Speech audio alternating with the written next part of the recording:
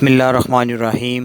السلام علیکم ناظرین، آسان روحانی وظائف میں شاہ جی آپ کی خدمت میں حاضر ہیں اور امید کرتے ہیں کہ آپ سب لوگ خیریت سے ہوں گے۔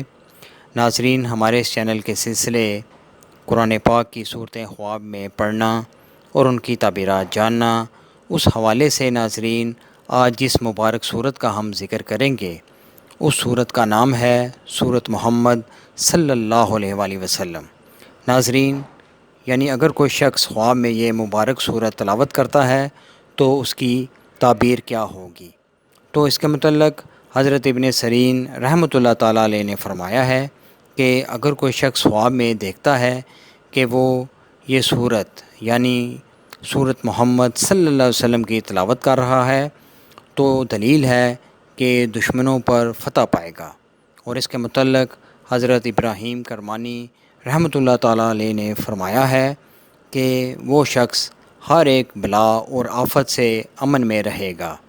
اس کے متعلق حضرت جعفر صادق رحمۃ اللہ تعالیٰ علیہ نے بھی فرمایا ہے کہ وہ شخص دنیا میں توفیق خیر پائے گا۔ تو یہ تھی ناظرین آج کی خواب اور ان کی تعبیرات۔ امید آپ کو یہ ویڈیو پسند آئی ہوگی۔ اس کو لازمی شیئر اور لائک کیجیے گا۔ انشاءاللہ بہت جلد ایک نئی ویڈیو کے ساتھ دوبارہ آپ کی خدمت میں حاضر ہوں گے۔ تب تک کے لیے اپنا بہت خیال رکھیے گا۔ اللہ حافظ۔